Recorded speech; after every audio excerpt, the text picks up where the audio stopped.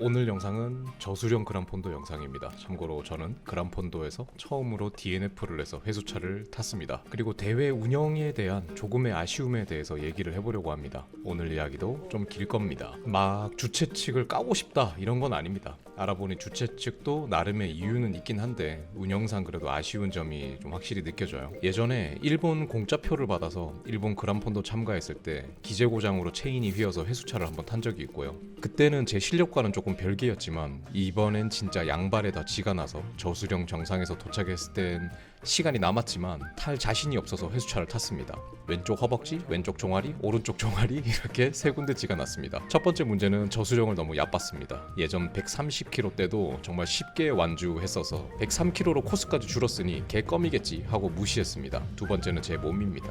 나름 그래도 꾸준히는 자전거를 타왔는데 이번엔 아니었죠. 거의 완전 자접 수준으로 몸을 방치하다가 그래도 설악 그란폰도는 나가야 하니까 나가야지 하고 준비 없이 그냥 나갔습니다. 살도 많이 쪘고 살보다 더 큰 문제가 자전거를 올해는 정말 거의 안 탔다는 거죠. 근데 거기다가 더 큰 문제는 제 뇌는 나름 그래도 꾸준히 탈 때 몸을 기억하나 봅니다. 이 정도로 뭐 충분히 갈만하지 이렇게 뇌에서 신호를 보내고 몸은 그걸 반응을 전혀 못 해주는 상황. 결국 68km 타고 양발에 쥐가 나서 DNF 했습니다. 거기다 보급도 문제였죠. 나름 꾸준히 탈 땐 연비가 좋은 편이었습니다. 무보급으로 70km 정도는 아무것도 먹지 않고도 어필 포함해서 타고 했으니까요. 그래서 첫 보급소를 패스했습니다. 정말 멍청한 행동이었죠. 여기 지나도 충분히 다음 보급소까지 갈 수 있다라고 뇌에선 착각을 한 거죠. 그리고 태어나서 처음으로 극단적인 봉크 증상을 겪었습니다. 하늘이 핑핑 돌고 눈을 감으면 정말 머리가 핑핑 돌더라고요. 저는 아예 파워젤 하나도 챙기지 않았는데 출발 전에 동료에게 얻은 파워젤 하나랑 꿀 하나가 전부였습니다. 이거 먹고 나중에 정말 너무 배가 고파서 주머니에 넣어놨던 파워젤과 꿀 봉지 먹은 거를 다시 꺼내서 이빨로 쭉쭉 밀어서 마지막 한 방울까지 핥아 먹었죠. 한 방울이라도 나올 때 그 혀 끝에 닿는 그 달달함 잊을 수 없어요. 그럼 지나가는 라이더에게 하나 좀 달라 해서 얻어먹으면 되지 않느냐라고 물으실 수 있습니다. 믿으실지 모르겠지만 일단 제 MBTI의 시작은 I로 시작하고 I 70%입니다. 사람의 성향을 16가지로 분류하니 뭐니 하는 거 믿던 안 믿던 저도 심심해서 몇 번 해봤는데 항상 70% 이상 I로 나옵니다. 주변 사람한테 파워젤 하나만 주세요라는 말이 진짜 안 나오더군요. 가끔 유튜브에 사람들 인터뷰하면 정말 소심해서 학교 다닐 때 수업 중엔 화장실 가고 싶단 말을 못해서 뭐 식은땀을 흘렸느니 이런 말을 하는데 정말 공감합니다. 벙크 상황에서도 누구한테 파워젤 하나만 주세요 이런 말이 안 나오더군요. 혹시 주행 중인 분 중에서 뒷주머니에 바나나가 있으면 좀 주실 수 있냐고 물어보고 싶어서 계속 라이더분들 뒷주머니를 주시했는데 보지 못했어요. 거기다 슈퍼나 편의점이 있으면 들어가려고 했는데 저수령 가보신 분 아시겠지만 편의점이나 슈퍼 그림자도 없습니다. 어찌됐건 저의 오판 그리고 제 몸뚱아리 등등으로 저는 DNF 했습니다. 설악 그란폰도를 가야 해서 지금은 조금씩 로라도 타고 자출도 조금씩 하고 있습니다. 여러분들도 완전히 자전거를 접지 마세요.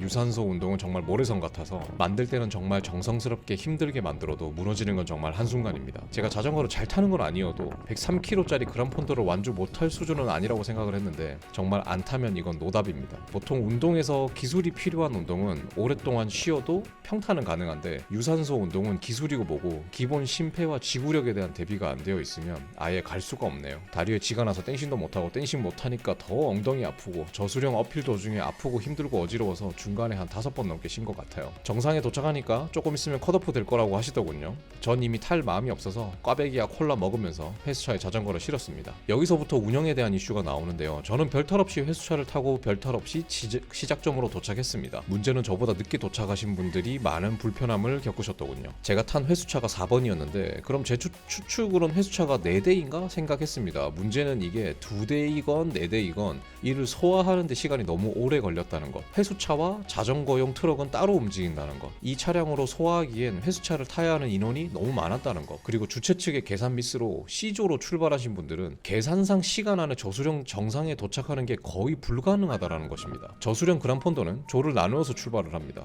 A조, B조, C조 이렇게 나누어서 출발을 하며 8시 정각에 출발을 했습니다. 그리고 조별로 나누어서 출발하게 됩니다. 제 지인은 A조인데도 9시 8분 출발한 사람이 있을 정도로 초반 출발 자체의 병목이 심했습니다. 있습니다. 그리고 C조의 경우 거의 8시 30분이 되어서야 출발한 사람도 많더군요. 그만큼 초반 병목이 심했는데 문제는 C조는 그 실력에 맞게 실력이 상대적으로 낮은 사람이 신청했겠죠. 헌데 C조는 이 컷오프를 피하려면 무조건 평속 20은 나와야 합니다. 그란폰도에서 평속 20이 나온다는 게 말처럼 쉬운 건 아니죠. 거기다가 시즌 초에 개최되는 그란폰도라서 더욱 힘들어할 사람은 많을 거고요. 때문에 개인의 기록은 내 타임으로 출발지를 지나서 도착할 때까지 개인 기록을 측정하지만 컷오프의 시점은 건타임으로 했다는 데 있습니다. 그래서 실력이 좋은 A조는 그나마 실력도 있고 앞에서 출발해서 컷오프를 피할 가능성이 높은데 C조는 사실상 컷오프를 피하기 정말 힘들었을 겁니다. C조에서 타서 12시 전에 저수령을 도착한 사람들이 얼마나 될까 궁금합니다. 제 지인들은 A조로 9시 8분에 출발점을 지나서 평속 23으로 저수령 정상에 도착을 했는데 도착하자마자 운영진이 컷오프 얘기를 전해줬다고 하니 어느 정도로 시간이 빡빡했는지 알 수 있죠. 물론 그란폰도는 나름의 대회이고 기록도 측정하는 상황이니 어느 정도 실력이 되는 사람이 오는 게 맞긴 합니다. 때문에 나름 주최 측에선 기존의 130km 코스보다 단축한 103km로 코스를 대폭 축소한 게 아닐까 생각도 되고요. 워낙 시즌 초반에 열리는 대회라서 사람들의 부담이 크면 그만큼 참석률이 저조할 테니까요. 하지만 분명 그란폰도 모집 홈페이지에 보면 C조는 평속 20km 이하라고 되어 있습니다. 하지만 운영상으로 C조는 평속 19.42km를 넘겨야만 컷오프를 피할 수 있다면 아마 C조로 참석하신 분들은 애초에 참석을 하지 않으셨지 않을까 생각이 됩니다. 컷오프를 조에 따라서 내 타임으로 조절을 해서 C조에겐 1시까지 컷오프 시간을 주던지 조절을 하는 게 맞지 않았나 생각이 들고요. 물론 저 행사 개요에 분명 컷오프 시간도 12시라고 되어 있기 때문에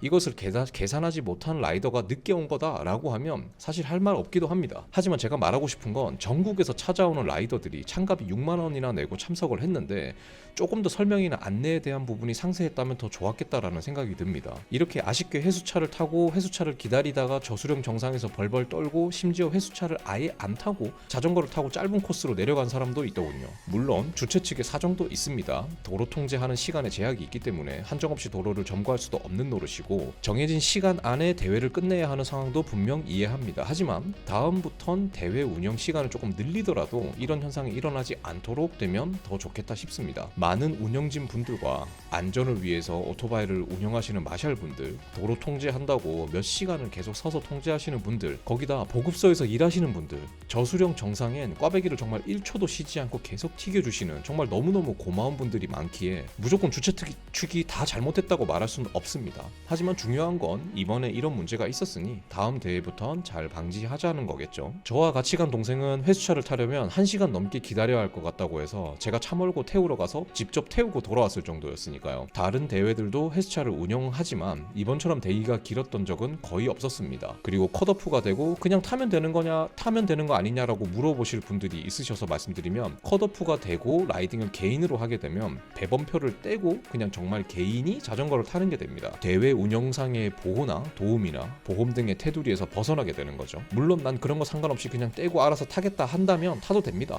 그거는 개인의 자유니까요. 네, 오늘 영상은 저수령 운영에 대한 비판만을 하기 위한 영상은 아닙니다. 운영을 하는 데 있어서 예기치 못한 변수는 늘 발생할 수밖에 없습니다. 하지만 최근 다녀온 그란폰도에서 이런 일이 일어났고 다른 대회 주체가 될 때도 이런 부분들이 고려되었으면 하는 마음으로 영상에서 주저리 해봅니다. 자, 그럼 다음 영상에서 또 뵙도록 하겠습니다.